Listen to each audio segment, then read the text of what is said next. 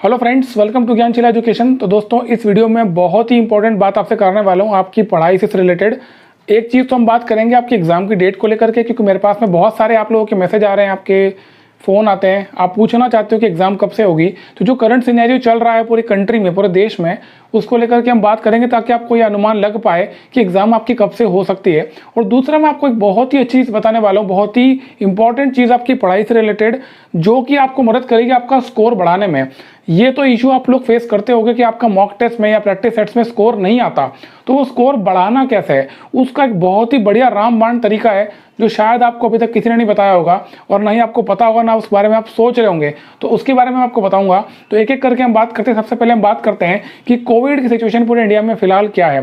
तो देखो, पहली चीज़ तो ये है कि अभी आप देख रहे होंगे कई सारे न्यूज़ चैनल्स में कि जो कोरोना के कई सारे गवर्नमेंट्स ने, स्टेट गवर्नमेंट्स ने लॉकडाउन हटा दिया है, लेकिन एक्चुअली फ्रेंड्स ये सच नहीं है। अगर आप बात करें कंप्लीट लॉकडाउन अगर किसी भी स्टेट ने हटाया है तो वो केवल एकमात्र स्टेट है, वो है तेलंगाना। केवल तेलंगाना ने कंप्लीट लॉकडाउन हटा दिया है, मतलब वहाँ पर नंबर ऑफ केसेस बहुत ही कम है, इस वजह से उस स्टेट ने लॉकडाउन हटाया। अदरवाइज कई सारे स्टेट्स ऐसे हैं जहां पर पार्शियल लॉकडाउन है, और 10 राज्य अभी भी ऐसे हैं पूरे देश में जहां पर कंप्लीट लॉकडाउन है, जिसमें महाराष्ट्र, गोवा, कर्नाटक, तमिलनाडु, हिमाचल प्रदेश, आपका मिजोरम, झारखंड, बिहार, उड़ीसा और छत्तीसगढ़, ये 10 राज्य ऐसे जहां पर अभी भी कंप्लीट लॉकडाउन है। ठीक है। और जैसा कि आप जानते हो कि जो हमारी एग्ज़ाम है, एसएससी एग्ज़ाम है, चाहे वो सीएचएसएल हो, सीजीएल हो, या फिर एमटीएस हो, या बैंकिंग की कोई सी एग्ज़ाम हो, ये एग्ज़ाम ऑल इंडिया एग्ज़ाम होती है। मतलब कि जो एग्ज़ाम होती है ये पूरी कंट्री में एक साथ कंडक्ट होती है। तो यहाँ पर सिचुएशन ये होती है कि जब एग्ज़ाम कंट्री में पूरी एक साथ कंडक्ट हो तो पूरी कंट्री में जो सिचुएशन है वो भी नॉर्मल होना चाहिए। अगर पूरी कंट्री में सिचुएशन जैसे नहीं है तो एग्ज़ाम कंडक्ट करना थोड़ा मुश्किल होगा। इसका रीज़न क्या है कि मान लीजिए एग्ज़ाम्स की डेट अगर जल्दी आ भी जाती है तो भी कई सारे स्टूडेंट्स ऐसे हैं जो रूरल एरियाज़ में रहते हैं, जो अर्बन एरियाज़ में नहीं रहते हैं। हमको ये पता है कि हमारा एसएससी का जो एग्ज़ाम सेंटर आता है वो जनरली अर्बन एरियाज़ में, बड़ी बड़ी सिटीज़ में ही आता है, यानी कि बड़े डिस्ट्रिक्ट्स में। हर जिले में एग्ज़ाम सेंटर नहीं होता है। तो ऐसी सिचुएशन में जब सारी ट्रेन से चल रही है, ट्रांसपोर्टेशन के साधन उपलब्ध नहीं है, वहाँ पर उन बच्चों के लिए एग्ज़ाम सेंटर तक जाना पॉसिबल नहीं होगा। इसलिए मेरा अनुमान ये है कि अभी एग्ज़ाम नहीं होने वाली है। आप 15 अगस्त तक वेट कर सकते हो। 15 अगस्त के बाद ही एग्ज़ाम, जो भी एग्ज़ाम होगी उसके बाद ही होगी। एक चीज़ पता है और है, इस बार क्या हुआ है, अगर आप डेटा देखेंगे ना तो डेटा ये बोलता है कि पिछले 18 महीने में, अभी 22 जून को जो डेटा आया है, पिछले 18 महीने में 1.5 साल में इंडिया में लगभग 3 करोड़ केसेस रजिस्टर हुए हैं कोरोना के। लेकिन पिछले 1.5 साल में 3 करोड़, लेकिन पिछले 50 दिनों में ही 1 करोड़ केस रजिस्टर हुए हैं। तो आप समझ सकते हो कि पिछले साल की तुलना में इस साल जो सिचुएशन है वो ज़्यादा खतरनाक है। हमने देखा इस साल जो डेथ रेट था वो भी बहुत ज़्यादा था। तो सरकार थोड़ी ज़्यादा सतर्क है इस समय पे। सरकार किसी प्रकार का रिस्क नहीं लेना चाहती है। यही कारण है कि सीबीएसई, आईसीएसई के एग्जाम, 12th बोर्ड एग्जाम्स भी कैंसिल हुई है। लगभग हर राज्य ने अपनी एग्जाम भी कैंसिल की है 10th 12th बोर्ड की, जो कि बहुत ही क्रूशल होता है। ठीक है। तो आप इससे अनुमान लगा सकते हो कि अभी थोड़ी सी प्रॉब्लम है। एसएससी हालांकि बहुत अच्छा काम कर रहा है, एसएससी अब स्पीड पकड़ चुका है। जैसा कि आपको पता ही है कि सीएचएसएल 2018 वाला जो डॉक्यूमेंट वेरिफिकेशन है उसकी डेट 2 जुलाई है। तो डीवी में एसएससी बुला रहा है अपने रीजनल ऑफिस में बच्चों को, और वहाँ पर डीवी का काम चालू हो चुका है। बट ये अलग चीज़ है, डीवी जो होता है ना, डीवी जो करवा रहा है एसएससी, वो एक्चुअली रीजनल ऑफिस में हो रहा है। और दूसरी बात ये कि एग्ज़ाम नहीं है, वहाँ पर आपको टाइम स्लॉट मिल रहा है। वहाँ पर आपको ऐसा नहीं है कि आपको जल्दीबाजी में आना और आपको बैठना 1 घंटा और उसी 1 घंटे में कोई चीटिंग वहाँ पे करने का कोई स्कोप नहीं है। तो उस चीज़ को आराम से करवाया जा सकता है। ठीक है। एग्ज़ाम कंडक्ट करवाना अलग चीज़ होती है, बिकॉज वहाँ पर बहुत बड़ी संख्या में बच्चे यहाँ पर आते हैं। यहाँ पर डीवी में अगर आप देखेंगे तो टोटल कुल मिलाकर 17,000 बच्चे ही हैं, जबकि एग्ज़ाम अगर कंडक्ट होगी तो वहाँ पर बहुत बड़ी संख्या में आएंगे। तो फिलहाल एग्ज़ाम पर कोई सीन नहीं है, तो आप पढ़ाई पर फोकस करो। अब बात करते हैं पढ़ाई की। मेरे पास में कई सारे स्टूडेंट्स हैं जिनका ये कहना है कि हमारा स्कोर नहीं आता है, मॉक टेस्ट में हमारा स्कोर नहीं आ रहा है, तो क्या करें। ठीक है। तो मेरा सवाल आपसे पहले ये होता है कि आप मुझे एक बात बताओ कि क्या आपका सिलेबस, आपका पूरा सिलेबस कंप्लीट हो चुका है क्या? इसका जवाब पहले दे दो। आप अपने आप से पूछो कि क्या आपने सिलेबस कंप्लीट किया है। अब कई बच्चे बोलते हैं कि सर मैंने तो पढ़ लिया पूरा, मेरा तो जीए भी कंप्लीट हो गया, मेरा तो क्वांट भी हो गया, रीजनिंग भी हो गया, उसके बाद भी स्कोर नहीं आ रहा है।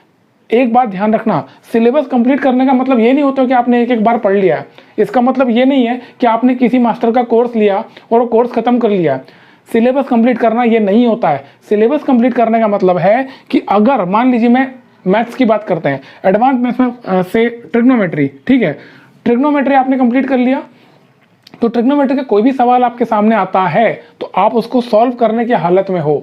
सिलेबस कंप्लीट करने का मतलब ये होता है, ठीक है, सिलेबस कंप्लीट करने का मतलब ये नहीं कि एक एक बार में पढ़ लिया, लेकिन उसी टॉपिक से अगर 5 सवाल आ गए तो समझ में ही नहीं आ रहा है कि सॉल्व कैसे करना है, ठीक है। तो आपकी जो प्रिपरेशन होती है ना, बेसिकली वो 4 हिस्सों में होती है। पहला जो काम होता है वो कॉन्सेप्ट क्लियर करने के लिए होता है, मतलब कि सबसे पहले आप अंडरस्टैंड करते हो कि क्या आप पढ़ रहे हो।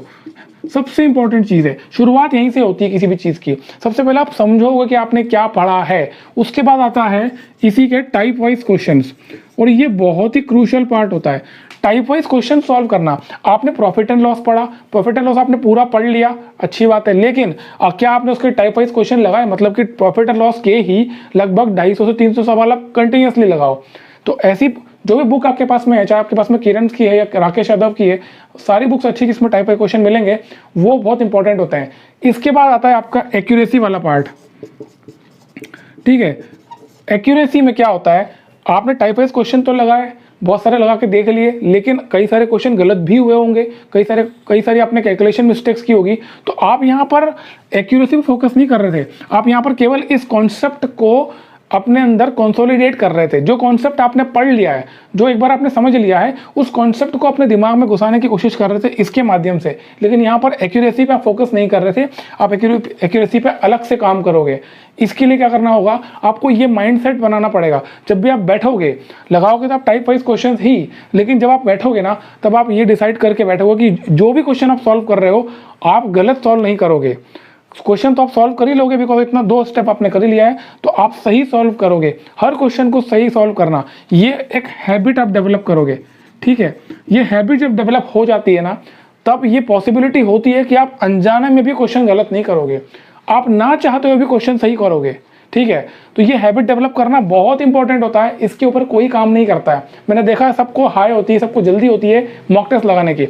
मॉक टेस्ट आपका सॉल्यूशन नहीं है फ्रेंड्स, ध्यान रखना, अभी खत्म नहीं हुआ। देखो, एक्यूरेसी हो गया, अच्छी तरह से बिल्ड करो और अपने आप को ये विश्वास दिला दो कि आप हर एक क्वेश्चन जो सॉल्व कर रहे हो वो एक्यूरेट कर रहे हो।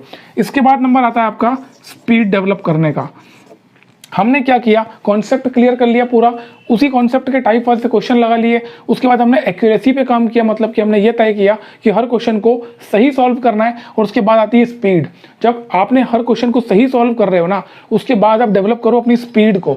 आप कोशिश करो कि क्वेश्चन को 1 मिनट के अंदर सॉल्व करना है, ठीक है। और ये जो वीडियो बना रहा हूँ मैं इसी के लिए बना रहा हूँ, इसी पार्ट के लिए बात करेंगे। इसके ऊपर मैं बाद में आपको बताऊंगा कि कैसे करना है। स्पीड इसलिए इंपॉर्टेंट है क्योंकि जो भी एग्जाम की आप तैयारी कर रहे हो ना, एसएससी, सीजीएल, सीएचएसएल या बैंकिंग या कोई भी एग्जाम की आप तैयारी करो, जो कॉम्पिटिटिव एग्जाम्स हैं, वो आपकी नॉलेज चेक नहीं कर रही है।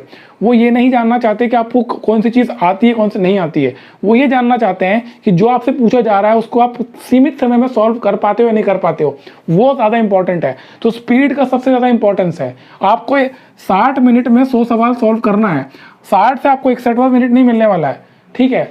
तो इंपॉर्टेंट क्या है, स्पीड। और स्पीड पे हम बात करेंगे इस समय। तो स्पीड कैसे डेवलप की जाए, कैसे आप क्वेश्चंस को जल्दी सॉल्व करो। कई सारे टॉपिक ऐसे होंगे, कई सारी चीज़ें ऐसे होंगी जो आप क्वेश्चन सॉल्व करते हो और आप एक क्वेश्चन में मान लो 5-5 मिनट तक लगा दे रहे हो। कई क्वेश्चन तो 10-10 मिनट ले लेते हैं और आपसे सॉल्व ही नहीं होते हैं। तो ऐसे क्वेश्चंस को जल्दी सॉल्व करने का तरीका क्या है, मैं आपको जो तरीका बता रहा हूँ ये बेस्ट सॉल्यूशन है। जो तरीका मैं आपको बताने वाला हूँ ना, ये बेस्ट तरीका आपकी स्पीड डेवलप करने का, ठीक है। तो करना क्या है, देखो अब अपन बात करते हैं पूरे सिलेबस की। पूरा सिलेबस आपको कंप्लीट करना है। पूरे सिलेबस को आपने माइक्रो लेवल पे, मतलब छोटे छोटे पार्ट्स में डिवाइड कर लेना है। जैसे कि आपने, अगर हम बात करें रीजनिंग की, तो रीजनिंग में एक टॉपिक हो गया आपका, मान लीजिए ब्लड रिलेशंस, है ना। तो ये एक इसका टॉपिक हो गया ब्लड रिलेशंस। अब ब्लड रिलेशन वाले क्वेश्चन को ही सॉल्व करो। अब ब्लड रिलेशन वाले क्वेश्चन को आप जैसे भी सॉल्व करते हो, आपकी मेथड होगी, आपका कोई तरीका होगा जिसमें आप पेन का यूज़ करते होगे पेपर पे, तो उसको आप सॉल्व करो। लेकिन कोशिश करो कि उन्हीं क्वेश्चंस को आप माइंड में ज़्यादा सॉल्व करो। समझ में आ रहा है? जैसे कि आपने जो भी बुक ली, जिस बुक से आप पढ़ रहे हो, क्वेश्चन सॉल्व कर रहे हो, आप मान लीजिए 1 से लेकर के 100 तक के क्वेश्चन सॉल्व करते हो, टोटल 100 क्वेश्चन आप सॉल्व कर रहे हो ब्लड रिलेशंस के। तो नंबर 1 से स्टार्ट किया, फिर नंबर 2 को सॉल्व करो, नंबर 3 को सॉल्व करो। ये सारे क्वेश्चंस आपको सॉल्व करना है केवल और केवल देखकर, दिमाग में। जरूरी नहीं कि सारे ही क्वेश्चन आप दिमाग में सॉल्व कर लोगे, कोई दिक्कत नहीं है। सारे क्वेश्चन सॉल्व करते चले जाओ। जो भी क्वेश्चन आप सॉल्व नहीं कर पा रहे हो, मान लो बिना पेन यूज़ किए आप क्वेश्चन सॉल्व नहीं कर पा रहे हो, उस पर आप सर्कल लगा दो, ठीक है। 1 से लेकर के 100 तक गए, आपने 100 तक पहुंचे, और जो भी क्वेश्चन आप ब्रेन में सॉल्व नहीं कर पा रहे, माइंड में विदाउट पेन यूज़ के सॉल्व नहीं कर पा रहे, उस पर आप सर्कल लगा दो, और ये पूरा आप शॉर्ट खत्म कर दो 100 क्वेश्चंस का। एक बार आपने ये कर लिया, अब अगली बारी में आओ और देखो वो जो सर्कल वाले क्वेश्चन हैं वो आपने सॉल्व नहीं कर पाए, उसको आप पेन से सॉल्व करो। होगा क्या फ्रेंड, मैं आपको बताता हूँ। जब आप ऐसा करते हो ना कि आप बिना पेन उठाए बहुत सारे क्वेश्चन सॉल्व करने की कोशिश करोगे, तो कहीं ना कहीं अपने आप को पुश कर रहे हो, एक धक्का मार रहे हो कि let's try to solve the question without using pen, हमें कोशिश तो करें कम से कम। तो उस परिस्थिति में क्या होगा ना कहीं अपनी कैपेसिटी आप बढ़ा रहे होते हो अपने ब्रेन में क्वेश्चंस को सॉल्व करने की, और ये बहुत इंपॉर्टेंट है, बिकॉज एग्जाम में हर क्वेश्चन को पेन से सॉल्व करना जरूरी नहीं है, और अगर ऐसा आप करोगे तो अपना टाइम बर्बाद करोगे, उसमें गलतियां होने की संभावना भी बढ़ जाती है। तो कोशिश हमें क्या करना है, ज़्यादा से ज़्यादा क्वेश्चंस ब्रेन में सॉल्व हो जाए, ठीक है। तो ये जो तरीका है ना सबसे बढ़िया तरीका है, इसको अटेम्प्ट जरूर करना है, इसको कोशिश करना। आप, मैंने एग्जांपल लिया केवल ब्लड रिलेशंस का, इसको आप कहीं भी अप्लाई कर सकते हो। जैसे हमने बताया प्रॉफिट एंड लॉस, ठीक है, प्रॉफिट एंड लॉस एक अच्छा टॉपिक है, ये एसएससी का फेवरेट टॉपिक है, एसएससी से बहुत सारे सवाल पूछता है, तो इसमें भी ये चीज़ को अप्लाई आप कर सकते हो। आप क्या कर सकते हो, प्रॉफिट एंड लॉस की टाइप वाइज क्वेश्चन उठाओ, आपको राकेश यादव की जो बुक है वो सबसे अच्छी बुक है इस मामले में, वहाँ पर आपको टाइप वाइज क्वेश्चन मिल जाएंगे। तो प्रॉफिट एंड लॉस के सारे क्वेश्चन उठा लो, मान लो 300 क्वेश्चन का उसमें पूरा स्लॉट है, 300 क्वेश्चन को आप केवल बुक लेकर बैठो और हाथ में केवल पेंसिल या पेन लेकर बैठना है। आपको कुछ नहीं करना, आप सारे क्वेश्चन को, पहला क्वेश्चन पढ़ो और देखो आप क्या माइंड में सॉल्व कर पा रहे हो। अगर आप कर पा रहे हो तो ठीक है, आगे बढ़ जाओ। सेकंड क्वेश्चन देखो, उसको देखो सॉल्व कर पा रहे हो क्या, अगर उसको कर लिया तो आगे बढ़ जाओ। ऐसे करते चले जाओ ब्रेन में। हो सकता है आपने चौथा क्वेश्चन नहीं सॉल्व कर पाए, उस पर अंडा बना दिया, पांचवा भी नहीं कर पाए, उस पर अंडा बना दिया, फिर छठा कर लो, सातवां कर लो। जो क्वेश्चन आप सॉल्व नहीं कर पा रहे हो उस पर केवल आपको अंडा बना के आगे बढ़ जाना है, और सारे के सारे क्वेश्चंस कोशिश करना है आपको ब्रेन में सॉल्व करने की। ये जो एक्सरसाइज मैं आपको बता रहा हूँ, ये एक्सरसाइज आपको हर टॉपिक पे अप्लाई करना है। हर तरीके, जितने भी टॉपिक्स आप पढ़ रहे हो, चाहे वो रीजनिंग हो, चाहे वो इंग्लिश हो, इंग्लिश में तो खैर आप क्या ही पेन यूज़ करोगे, बट रीजनिंग और क्वांट जो है, स्पेशली जब हम ज़्यादातर पेन यूज़ करते हैं, वहाँ पर आपको अप्लाई करना है और कोशिश करना है कि कितने ज़्यादा क्वेश्चन आप ब्रेन में सॉल्व कर पा रहे हो।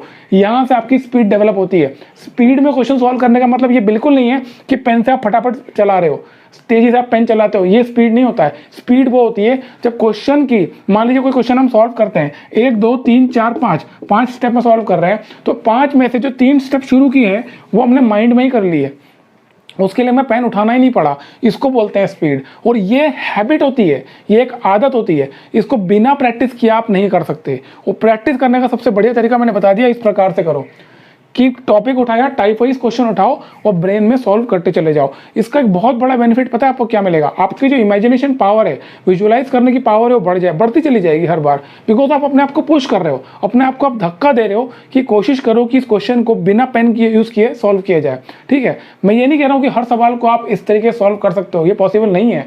कई क्वेश्चन ऐसे होते हैं जहाँ पर आपको डायग्राम बनाना पड़ सकता है, आपको फॉर्मूले लिखना पड़ सकते हैं, कई कैलकुलेशंस लेंदी होंगी तो आपको पेन का यूज़ करना पड़ सकता है। लेकिन मेरे बोलने का मतलब ये है कि ये जो चीज़ है, पेन यूज़ करने की जो आदत है ना, इससे बचो, क्योंकि ये कॉम्पिटिटिव एग्जाम है। यहाँ पर जितना ज़्यादा आप टाइम अपना बचाओगे ना, उतना ज़्यादा आप टाइम दे सकते हो उन क्वेश्चंस पे जो क्वेश्चन आपको टफ लग रहे हैं। ठीक है, और यही गेम चेंज होता है एक्चुअल में। तो ये जो तरीका मैंने बताया है, इसको ज़रूर प्रैक्टिस करो।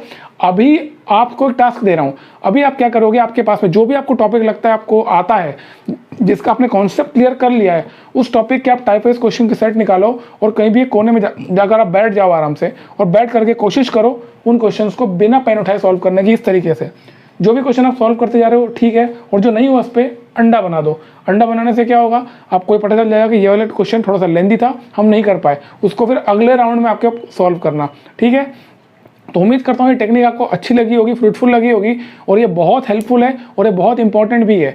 अगर आप ऐसा नहीं करोगे ना, तो आप हर क्वेश्चन में कोशिश करोगे पेन यूज़ करने का और अपना टाइम बर्बाद करोगे। ठीक है, तो उम्मीद करता हूँ आप, जो मैंने आपको टास्क दिया है, आपसे एक उम्मीद करूंगा, मैं एक टास्क दूंगा, आप कमेंट बॉक्स में ज़रूर लिखो कि आप अभी कौन से टॉपिक के टाइप वाइज क्वेश्चन लगाने वाले हो जिनको आप सॉल्व करोगे विदाउट यूजिंग पेन। ठीक है, मेरा एक आपसे रिक्वेस्ट है कि आप कम से कम 100 सवाल अभी करना इस वीडियो के खत्म होने के बाद।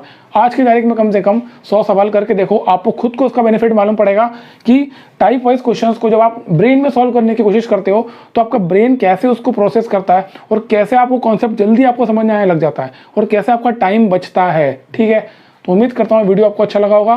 कमेंट बॉक्स में जरूर लिखना उस टॉपिक का नाम जिस टॉपिक पे आप अभी टाइप वाइज क्वेश्चन लगाओगे। Thank you so much.